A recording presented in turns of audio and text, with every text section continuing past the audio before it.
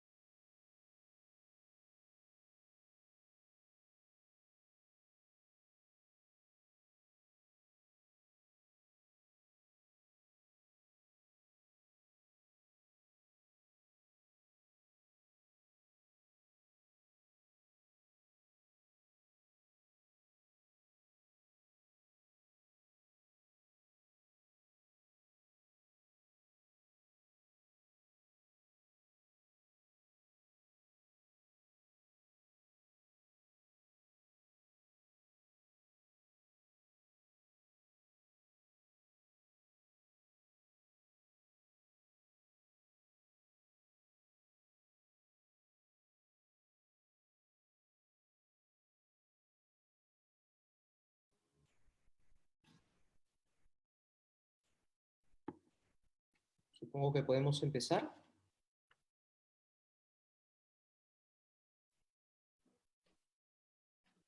¿Sí? Buenas noches, damos inicio al espacio de educación más allá del aula. Adelante, Julio. Gracias. Buenas noches. Qué gusto estar con todos y todas en este tercer conversatorio de la serie La educación más allá del aula. Hoy para hablar de un asunto determinante en el desarrollo de capacidades críticas y ciudadanas en los estudiantes peruanos y peruanas, que es el tema de la autonomía, ¿no? La autonomía tanto como profesores, como docentes, como estudiantes, qué necesitamos para ser realmente autónomos y qué estamos haciendo desde la escuela. y me acompañan el día de hoy dos personas que aprecio mucho y que tienen experiencias que compartir con nosotros muy interesantes. Está Juana Lázaro, que es docente de primaria de la institución educativa Señor de la Soledad de Huaraz, y también Pablo Montalbán, que es docente y tutor de secundaria del Colegio María Reina Marianistas. Así que les doy la bienvenida a los dos y también a todos los participantes que nos están acompañando. Es importante decir que esta conversación quedará grabada por si hay en algún momento alguna dificultad técnica, y pueden, por cierto, hacer sus preguntas y comentarios tanto en el Zoom como en el Facebook, y luego haremos una lectura de algunas de estas preguntas. Así que nada, bienvenidos a todos, y me gustaría empezar preguntándoles a Juana y a Pablo cómo entienden el tema de la autonomía, ¿no? Se habla mucho de la autonomía, estaba yo releyendo el proyecto educativo nacional al 2036 y menciona en algún momento que el desarrollo de la autonomía es un aspecto clave para precisamente el desarrollo socioemocional y para el ejercicio de la libertad. Me gustó mucho ese concepto. ¿Cómo entienden, Pablo, Juana, el tema de la autonomía? Pablo, adelante. Bueno, en primer lugar, gracias, buenas noches, gracias por la invitación. Bueno, la autonomía, en principio, viene a ser la toma de conciencia de sí mismo del adolescente, ¿no? Y es la forma en cómo ellos van pensando, sintiendo y actuando en estas circunstancias, que son complicadas, porque la adolescencia es complicada, ¿no? Y estos cambios se van dando, y por lo general, se van dando en rechazo a las figuras de autoridad o las que de alguna manera ellos quieren tomar distancia, ¿no? Entonces ellos tienen que generar o van generando sus propias estrategias para ir dando o cumpliendo esta autonomía, ¿no? Entonces es una etapa complicada la adolescencia, porque preocuparse por el ser es una cuestión fundamental para los chicos. Y entonces, en este tiempo también un poco de la pandemia, ellos ha sido muy difícil tomar distancia de aquellos a quienes criticaban todo el tiempo, porque han estado 24/7 con ellos, ¿no? Entonces, bueno, ha sido una oportunidad interesante, ¿no?, para el desarrollo de su propia autonomía, y vamos a conversar un poco de eso en un ratito.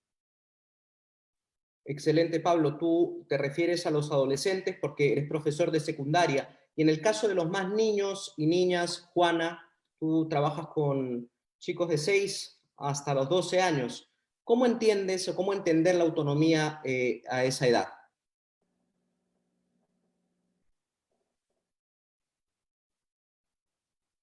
No sé si esté Juana por allí.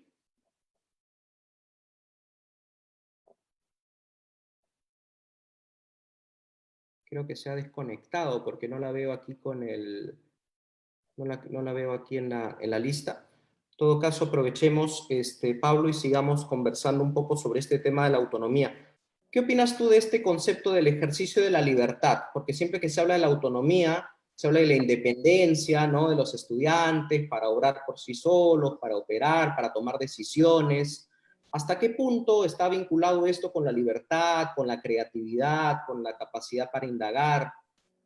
Sí, bueno, en definitiva, toma un tiempo generar esta autonomía e ir construyendo esta capacidad de libertad, ¿no? Porque como comentaba, para ir construyendo esta libertad, ellos tienen que ir mirando a quienes les enseñan justamente esto de la libertad, o tomar distancia un poco de ellos. Y las zonas liberadas, por así decirlo, donde ellos ejercen esta libertad o la van construyendo, es fuera de casa. Es en el colegio, o es en sus grupos de amigos, en fin. Entonces, de alguna manera, el construir esta autonomía ahora ha estado un poco complicado para ellos, porque en verdad ellos no han tenido cómo salir, cómo estar de repente en el colegio o discutir con sus pares, ¿no?, sobre cuestiones que les incomodan de sus papás, porque no han tenido con quién decir. Bueno, de repente podrían haber utilizado las redes sociales y esto, pero definitivamente la expresión del sentir es distinta de uno a uno, cara a cara, ¿no? Justo estaba leyendo un comentario de una colega que dice que es complicado no solo para adolescentes, y ya entraremos al tema de los más niños y niñas cuando ingrese Juana, que se especializa en ellos, precisamente por el tema del apego, ¿no? La presencialidad, el aspecto físico, incluso simbólicamente lo que significa estar en un aula, ¿no? Que te separa del hogar y del espacio familiar, que tiene otras normas, y ahora todo está de alguna manera mezclado.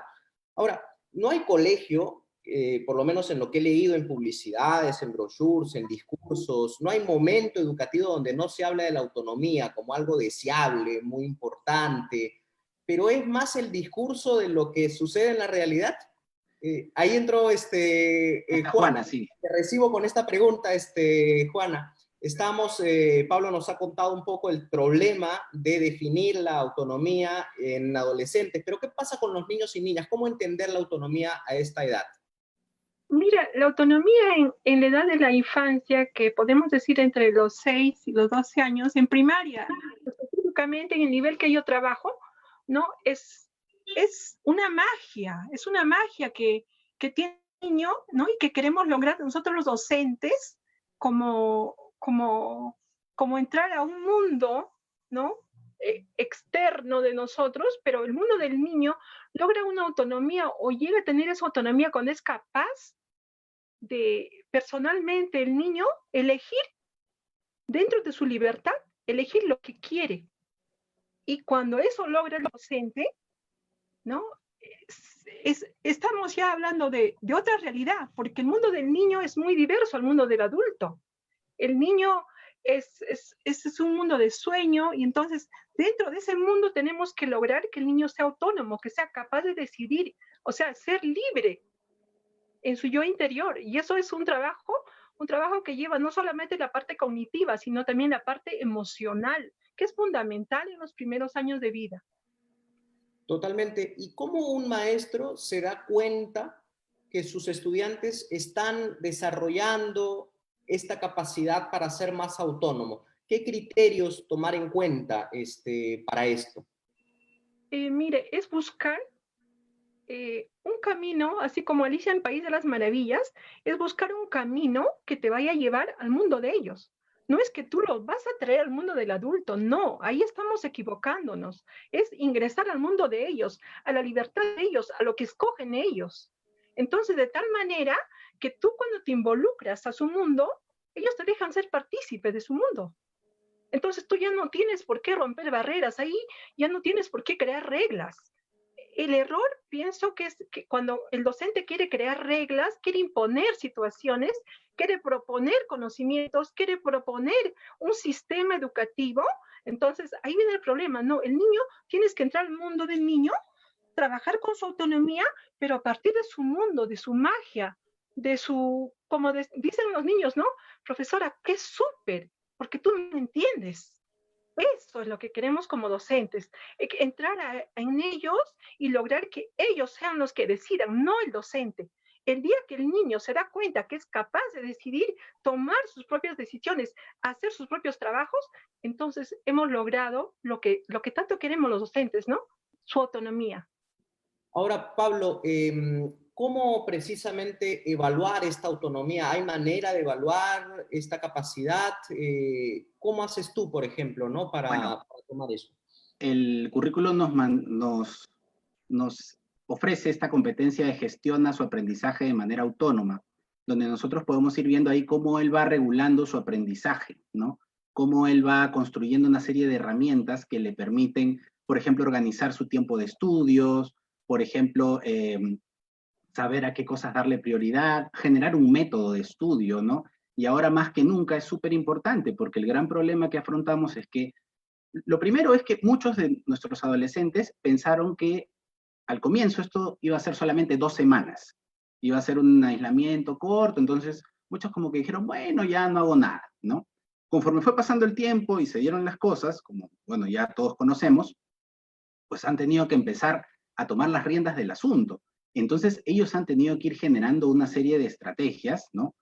Te comentaba hace un momento, ¿no? De repente métodos, hábitos, un horario, pero en definitiva ellos han tenido que tomar las riendas y definitivamente creo que esta ha sido una oportunidad interesante para construir esa autonomía, porque incluso los chicos que tenían problemas para hacer las cosas ya han tenido que cambiar, ¿no? Cambiar su forma de trabajo, cambiar el no entiendo, profesor, porque ahora tienen que ver la forma de entender las cosas, no de forma sincrónica o asincrónica.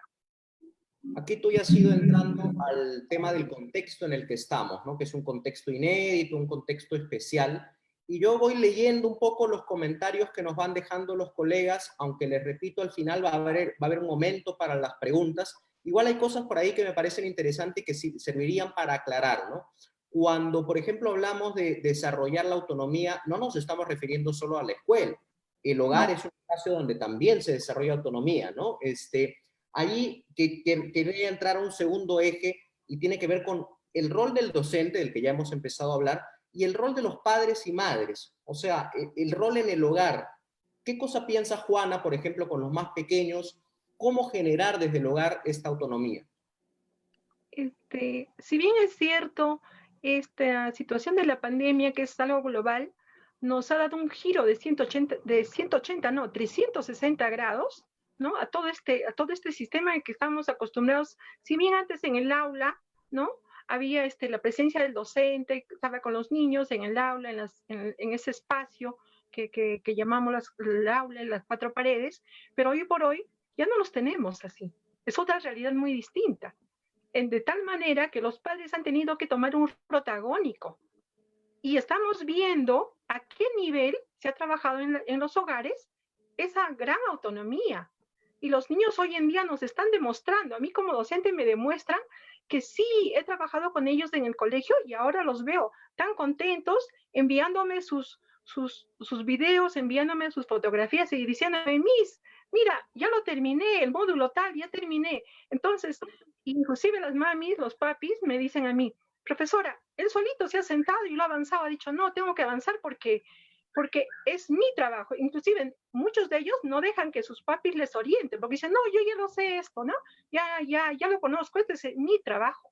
Entonces, a partir de ahí estamos sembrando autonomía, porque esos niños que están hoy día de 9, de 7, de 6, de 11, de 12 años, un día van a ser adultos y van a ser capaces de decidir por ellos mismos, no va a haber quien les diga lo que tienen que hacer, van a tomar las rutas adecuadas, van a respetar lo básico, ¿no?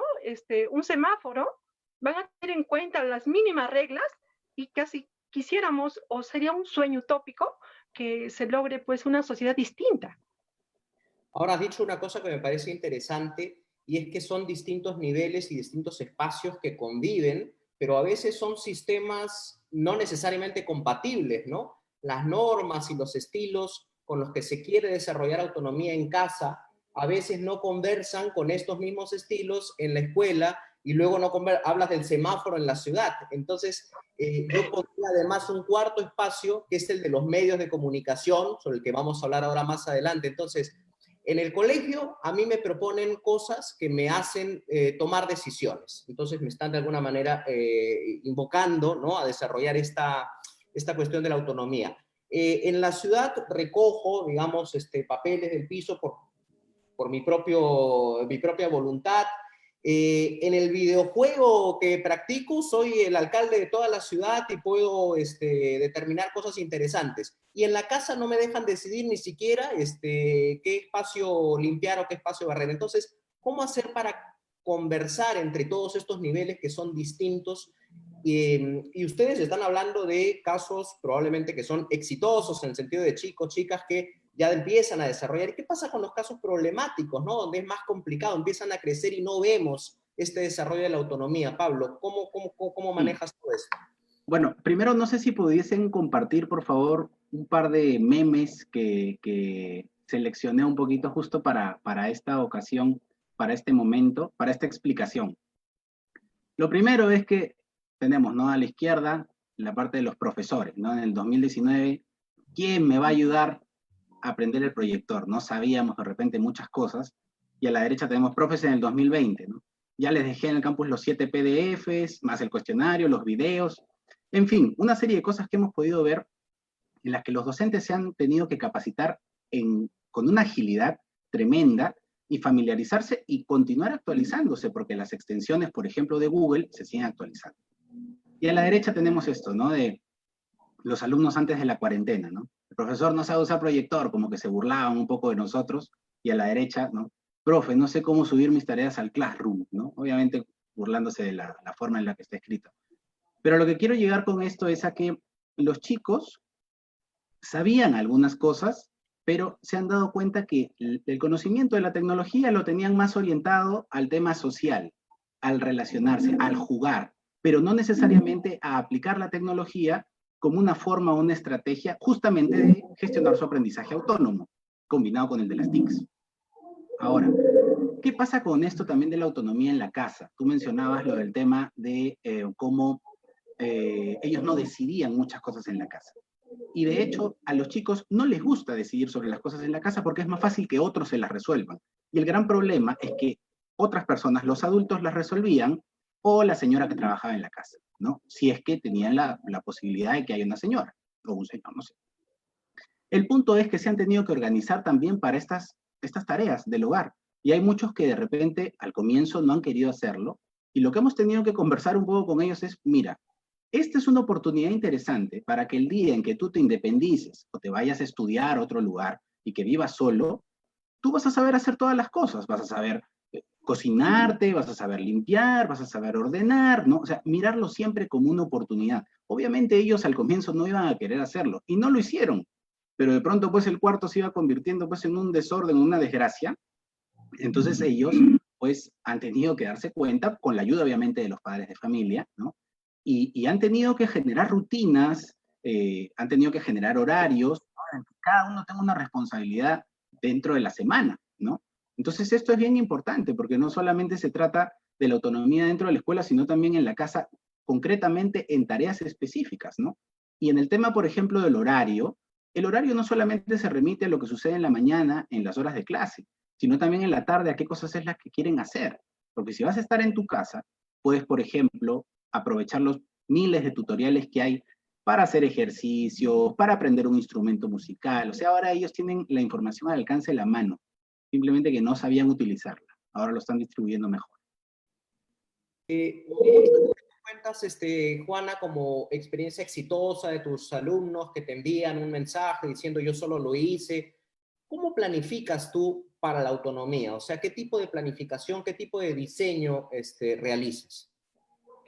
Específicamente, Julito, en la motivación es el papel especial que tiene el docente porque lo tiene que hacer sentir al niño o llevarlo a entender que él es el protagonista de este film, que es su vida. Entonces, al momento que él determina o se da cuenta que él es el protagonista, que él tiene el papel principal, los demás, los docentes, los padres de familia, los hermanos, los tíos, son los actores de reparto, pero él es el protagonista. De tal modo que cuando el niño entiende eso, toma conciencia que él es el protagonista de su aprendizaje, de su desarrollo, de sus normas que él tiene que llevar en la vida, se siente Superman. O ahora Spider-Man, ¿no? Que ya es más actual, ¿no? Nosotros estamos hablando de Superman. De tal modo que él trata de hacer su mejor papel. Y con el apoyo en los primeros años de vida de los padres y con la orientación de los docentes, se logra ese aspecto tan fundamental de la autonomía en el hogar. Y es el niño que va con las normas que le enseñan los docentes, va a la casa y dice, ¿sabes qué, mami? Mi maestra o mi maestro me dijo esto, ¿no? Me recomendó esto, o me dijo que debo de llenar en un tacho los desperdicios que son reciclables y en el otro que no. Es ese mundo del niño que lleva también del colegio a la casa, y qué maravilla, porque él está logrando su autonomía y también está informando a su hogar. Esa es la maravilla del proceso educativo en sí, o sea, lograr seres que tomen eso, que absorban esas reglas, esos aprendizajes y sean capaces de llevarlos, internalizarlos y transmitirlos a los demás, en este caso en el hogar, a sus padres, a sus hermanos o con los que vivan, ¿no? De acuerdo, Juana. Ahora va a salir una encuesta para todos los que nos están siguiendo en Facebook Live y en el Zoom. Nos gustaría, por favor, que participen y luego vamos a comentar a partir de los resultados qué grado de autonomía perciben en sus estudiantes, ¿no? Si es alto, si es más bien bajo, para tener una idea global y luego comentar. Pero mientras van votando las personas que nos acompañan en esta conversación, Pablo, muchas veces la idea de la autonomía simbólicamente se vincula con la falta de normas, con el desorden, con el caos, ¿no? ¿Cómo hacer para que coincidan, ¿no? Sobre todo en una sociedad que tiene una tradición tan autoritaria como la nuestra, ¿no? Donde hay muchas personas que incluso reclaman las dictaduras porque ese es el método más fácil para avanzar. ¿Cómo hacer para generar también espacios democráticos, cívicos, ciudadanos, que conversen con esta idea de autonomía desde la propia escuela? Bueno, lo primero es que ellos tienen que pensar en que lo están haciendo por un bien de la comunidad. En este caso, la primera comunidad, su casa, ¿no? Entonces, por el bien de que las cosas anden y caminen un poco en la casa, es que hay que limpiarla, es que hay que hacer las cosas, es que hay que acomodar, en fin. Eso por un lado. Respecto del tema de cómo ejercer un poco esta participación, por ejemplo, democrática, en el caso de los estudiantes, nosotros tenemos en esta etapa el consejo estudiantil de nuestro colegio ha funcionado bastante bien y yo realmente me saco el sombrero porque el consejo y los presidentes de aula. ¿Por qué? Porque el consejo estudiantil se ha comprado el pleito, por ejemplo, de las celebraciones del Día del Maestro, ¿no? De mandarnos mensajes de aliento. Eso fue muy conmovedor, ¿no? Como ellos a los docentes, porque la primera etapa fue un poco complicada, entonces ellos como que reconocían el valor de la tarea docente. Entonces, por un lado, los chicos del consejo han ayudado muchísimo. Van a ayudar a organizar las Olimpiadas, por ejemplo, que este va a ser el primer año que lo vamos a hacer en esta modalidad. Estamos explorando mucho en ese sentido. Y los presidentes de aula, por ejemplo, nos ayudan en el tema del parte virtual, es decir, de ver que se distribuyan con justicia las tareas. Porque a veces también sucede que en esta adaptación que hemos tenido, los docentes nos desbordamos y dejamos 1500 cosas y los chicos no pueden estar pues eternamente aferrados al asiento y a la computadora. Entonces, en este sentido, los presidentes han ayudado muchísimo y nos van diciendo, ¿no? Nos escriben a los profesores, a los tutores, profesor, creo que en este caso esta tarea se podría hacer así o se podría extender el plazo para tal fecha. Y hemos llegado a acuerdos, se ha establecido el diálogo. Yo creo que lo importante ahí, igual que como decíamos hace un momento en la casa, y de pensar en una cuestión de un bien mayor que sería el bien de todos, ¿no? Tenemos que buscar el diálogo. Y eso con los adolescentes es fundamental. Si tú no dialogas, vas perdido, ¿no? Totalmente de acuerdo. Luego les voy a ir pidiendo ya más estrategias, como las que está contando Pablo en el caso del consejo estudiantil o de los alcaldes escolares, que a veces se piensa que esto es algo de secundaria, ¿no? Pero en el caso de primaria, Juana, ¿cómo empezar a promover también que hagan sus propias normas y que las cumplan como parte del proceso de desarrollo de la autonomía? Claro, por supuesto. En el aula, por ejemplo, específicamente en el centro de recursos donde este es el ambiente que yo manejo, los niños cuando vienen al aula tienen ya sus normas preestablecidas que con ayuda de ellos mismos las hemos generado desde un principio. Por ejemplo, el niño que viene al aula no puede ingresar directamente a agarrar las tablets, ¿no? O no podía hacerlo. Primero tenía que hacer una siguiente misión, ¿no? De agarrar el alcohol en gel, echarse a las manos, limpiarse con el papel y luego recién poder utilizar, que era lo básico, ¿no? Hay así muchas reglas que no podíamos tirar los papeles en el piso, en los pasadizos no podíamos hacer bulla porque los docentes están trabajando en sus salones de clase y así muchas reglas básicas. Lo mismo que no podemos dejar abiertos los grifos en los caños, el agua en los grifos. Entonces, todas esas reglas tan simples van a pasar a ser parte de su manejo autónomo y ya va a haber un momento en que los docentes no vamos a tener que estar repitiéndoselos, sino ellos lo van a tener como parte de ellos. De acuerdo. Volviendo al terreno del hogar y de la casa, Pablo, si tú tuvieras que dirigirte, muchos de las personas que nos acompañan serán padres, madres y docentes también en algunos casos, pero en el caso de los padres y madres, refiriéndonos a ellos, ¿qué tipo de estrategias podríamos desarrollar desde el hogar para promover precisamente el tema de la autonomía? Porque hace un momento dijiste algo que me parece sumamente importante, vinculado con la gestión del tiempo libre también, ¿no? O sea, gestionar el ocio, gestionar su propio entretenimiento y sus propios recursos, ¿no? Es parte también del desarrollo de la autonomía. O sea, la autonomía no tiene que ver solo con desarrollar tareas escolares, sino con gestionar todo el tiempo que tiene a su disposición. ¿Qué más podrías vincular ya entrando al tema de las estrategias? Bien, bueno, lo primero es que como familia tienen que, como decía, establecer algunos acuerdos, establecer el diálogo y establecer tiempos concretos para actividades concretas, ¿no? Que no tiene que ser netamente todo vinculado al académico o a los estudios.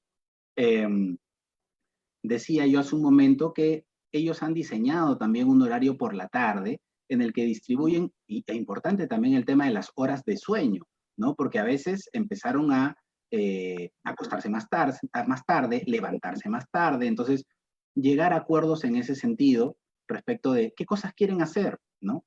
Y por otro lado, en la familia también, bueno, sabemos que muchas de las personas viven en departamentos o en casas, pero delimitar los espacios en común, por ejemplo, las cenas, los almuerzos, saber que también hay un momento en que los padres tienen que trabajar y que los chicos tienen que estar haciendo sus actividades, pero tienen que haber momentos en los que de repente jueguen algo, algún juego de mesa, incluso una videojuego, si es el caso, si lo tienen, pero es importante que se den un espacio también para procesar esto que están viviendo, porque es difícil o ha sido muy intenso en este primer periodo en que los adolescentes, digamos que fueron los olvidados, por así decirlo, entre comillas, porque ellos no podían ni siquiera salir. O sea, en algún momento se abrió la posibilidad de que salgan los niños unos minutos, unas horas, ¿no? Pero los adolescentes no. Entonces, ahí tenemos que generar estos espacios en los que ellos puedan conversar, ¿no? Con la familia y también con sus tutores, con sus profesores, ¿no? No solamente en el marco del horario de clase, sino también en las actividades extracurriculares, porque en algunos casos hemos llevado adelante también las actividades extracurriculares bajo esta modalidad virtual, ¿no? Entonces, son muchos los caminos, pero básicamente el diálogo y acuerdos. Fantástico. Me gustaría compartir con Juana y con Pablo los resultados de la encuesta que hicimos. No sé si podemos compartirla con todos en la pantalla.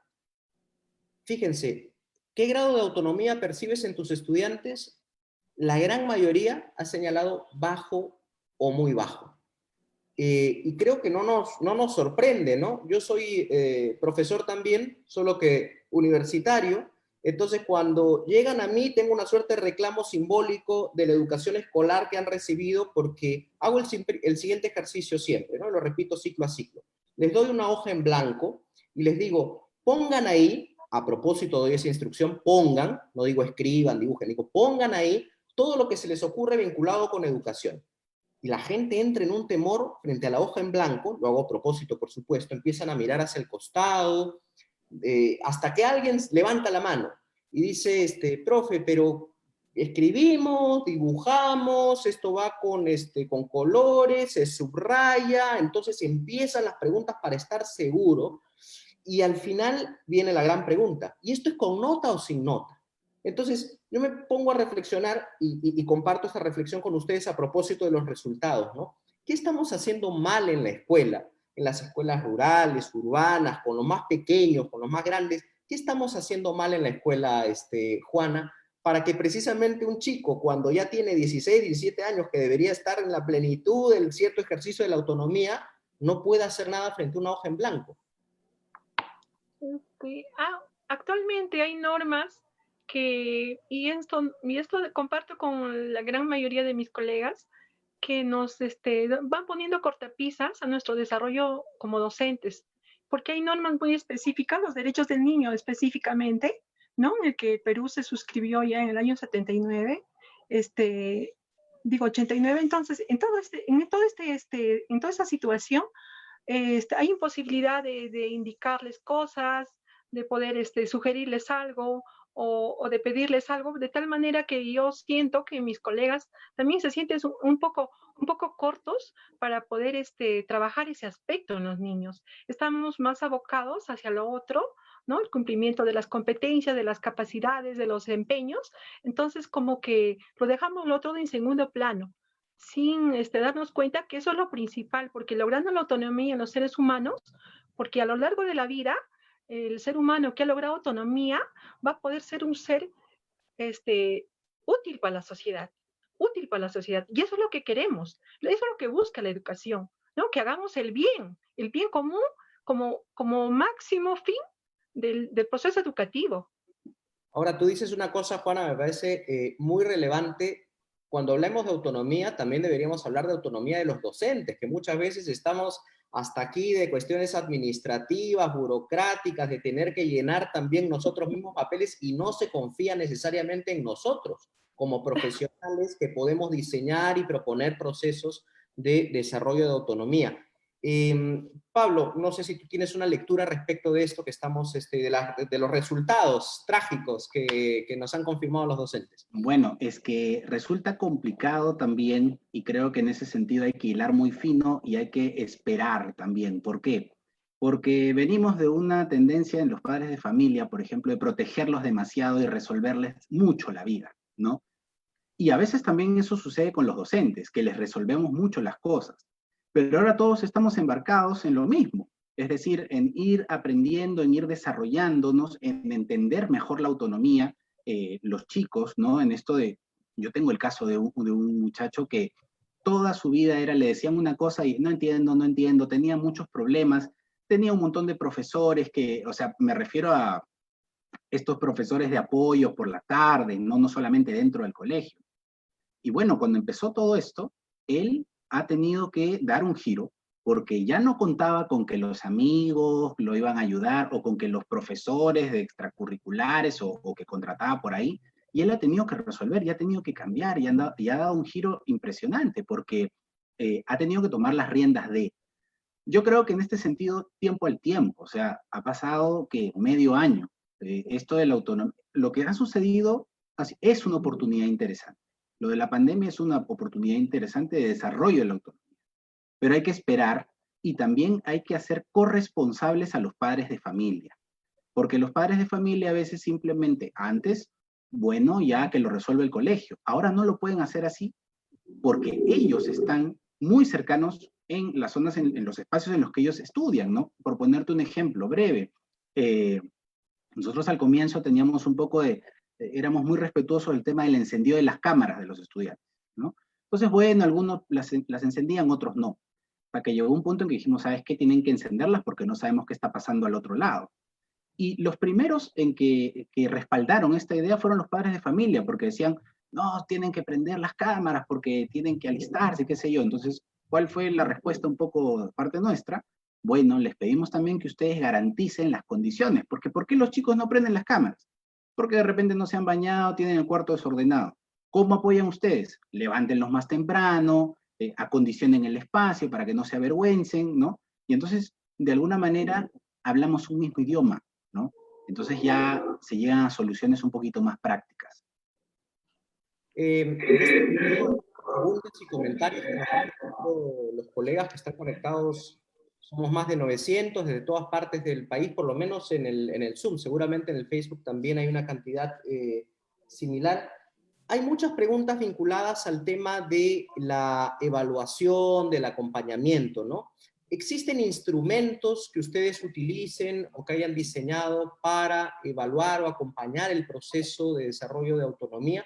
Porque cierto es que la autonomía está en el papel, sí, hay una competencia que incluso es transversal, ¿no? Pero también es cierto que cada uno tiene una experiencia distinta, incluso hay docentes que lo desarrollan con mucha fuerza, otros en menor nivel pensando que es el del costado el que está haciendo eso. ¿Qué piensan ustedes, Juana? ¿Cómo en niños pequeños trabajas el tema de la evaluación de la autonomía y también cómo informas a los padres respecto de ese desarrollo en el caso de sus hijos, ¿no? ¿Cómo los pueden ayudar también? Bueno, en educación primaria lo que más se trabaja es la parte de la lista de cotejo, ¿no? Y específicamente con ellos mismos, porque ellos son los que tienen que ir viendo y corroborando si en tiempo real, ¿no? Si están trabajando, si están realizando esa actividad, si realmente ellos lo están haciendo, porque como decía Pablo, pues antes o en esta ocasión que se ha dado la pandemia, no es que el papá le desarrolle la tarea, no es que la mamá le haga el deber, porque ahí estamos confundiendo los roles. El niño es el protagonista Eso es lo que tenemos que entender, porque si hacemos las cosas por él, nunca lo vamos a dejar que sea autónomo.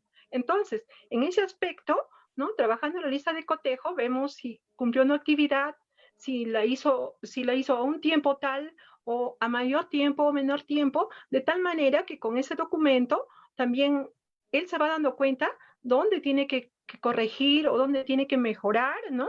Ciertos aspectos de su trabajo personal, autónomo, como vuelvo a decir, no que se lo haga mamá, papá, tía, porque si no, ¿qué estamos calificando?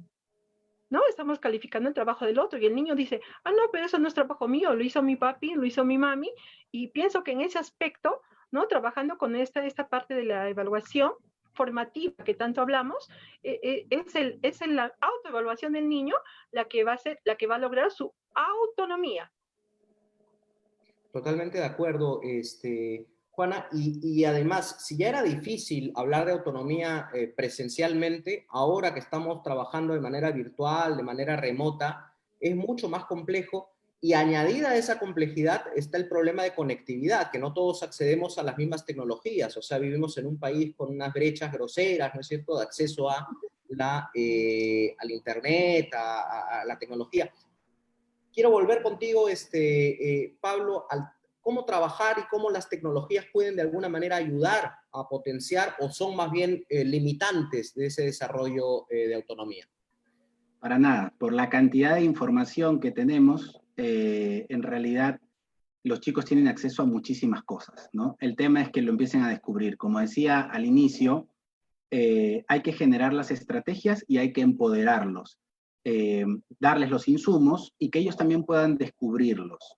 No sé si podrías poner, por favor, la imagen, la segunda imagen que les planteé, por favor, sobre una estrategia que estamos aplicando en la tutoría. Es decir, como ustedes saben, en las tutorías, pues por lo general, bueno, algunos que pasan lista o más o menos preguntan cómo están los chicos, pero obviamente a los chicos ya les resultaba un poco tedioso y aburrido esto. Entonces teníamos que trabajar con ejes temáticos o temas más puntuales que de alguna manera ellos puedan trabajar también. Entonces le asignamos a cada día un propósito, ¿no? El lunes trabajábamos el tema espiritual, hacíamos un comentario del Evangelio del domingo, o de repente alguna oración, meditación, en fin. Los días martes trabajábamos el tema histórico, alguna efeméride, alguna cuestión más vinculada a lo cívico, patriótico. Los días miércoles trabajamos el tema de la tecnología, es decir, recursos nuevos que ellos han ido descubriendo que les sirven para los estudios. El jueves vocacional, porque justamente el nivel en el que yo me manejo normalmente es cuarto o quinto de secundaria, entonces todavía están dándole vueltas al asunto. Y el viernes un poco de ocio, en el sentido de repente compartir algún chiste, meme, TikTok, algo un poco más sencillo, ¿no? Entonces más o menos lo estructuramos así, de forma que ellos no sientan pues un poco pesado esto.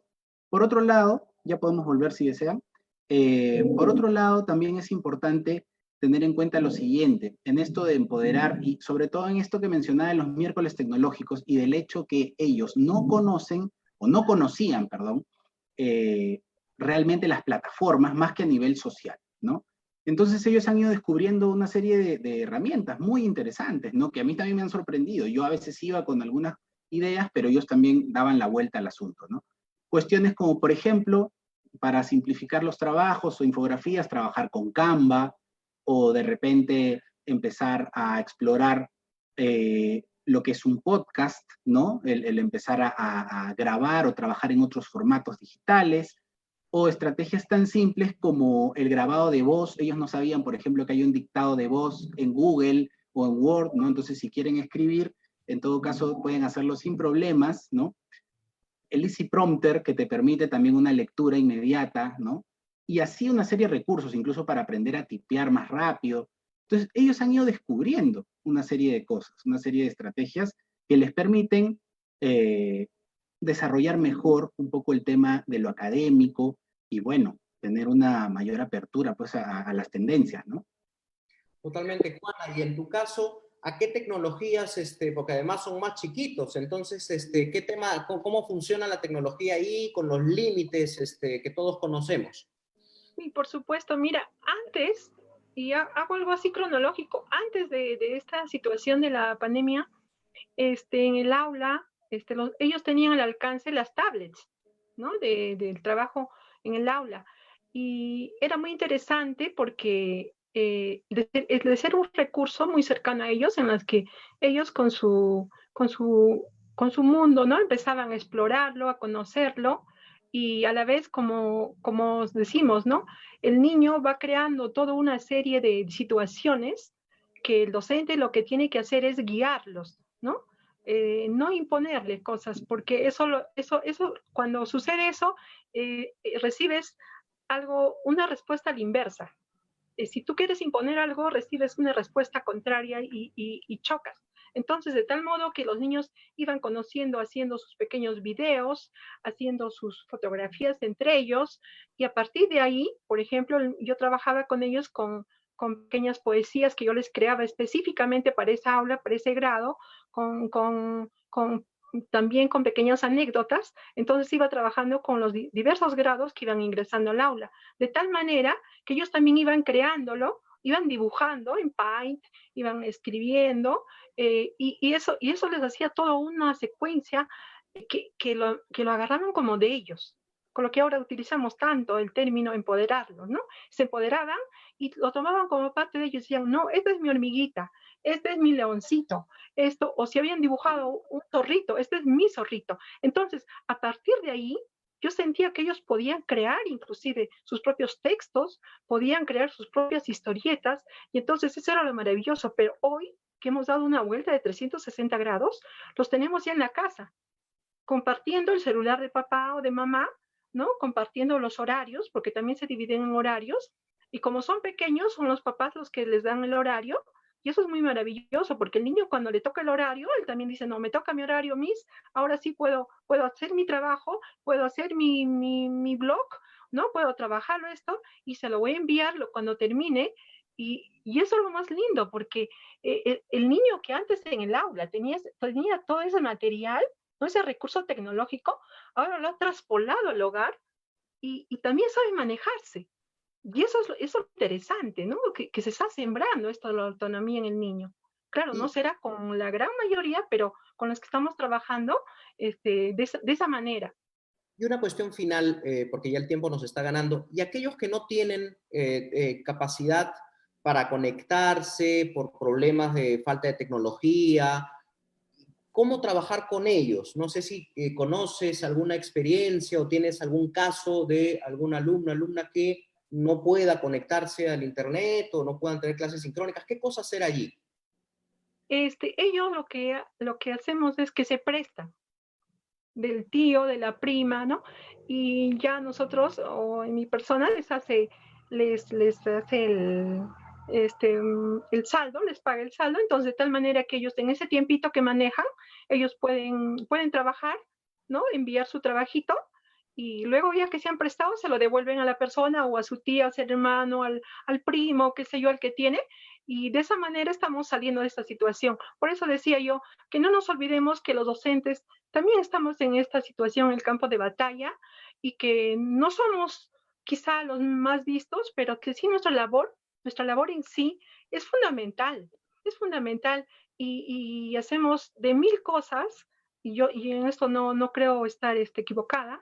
Cada uno de los docentes trabaja de manera personal con sus niños, da de su tiempo, da de su dinero. ¿Para qué? Para conectarse con ellos, y lo más importante, ¿no? Que da el soporte emocional, y da todo su corazón. Totalmente de acuerdo. Pablo, ¿alguna idea en este sentido ya para cerrar? Bueno, nosotros hicimos un primer sondeo para verificar que si contaban con equipos, con conectividad y todo lo demás. Y bueno, felizmente no hubo muchos problemas. Y por otro lado, trabajamos de forma sincrónica también, es decir, hacemos un repositorio de las clases que vamos generando, ¿no? Las sesiones que vamos generando. Y entonces, el que no puede conectarse en el tiempo específico, bueno, puede acceder a este repositorio, ¿no? En el Classroom o en otros formatos. Pero por lo general no ha habido mayor problema, felizmente ya ha pasado un tiempo y se ha solucionado eso, ¿no? Ahora, también diría, no sé si coinciden ya como un asunto de conclusión, porque hemos llegado al límite, una oportunidad, una situación trágica como esta es también una oportunidad para desafiarnos a nosotros como docentes y nuestra creatividad.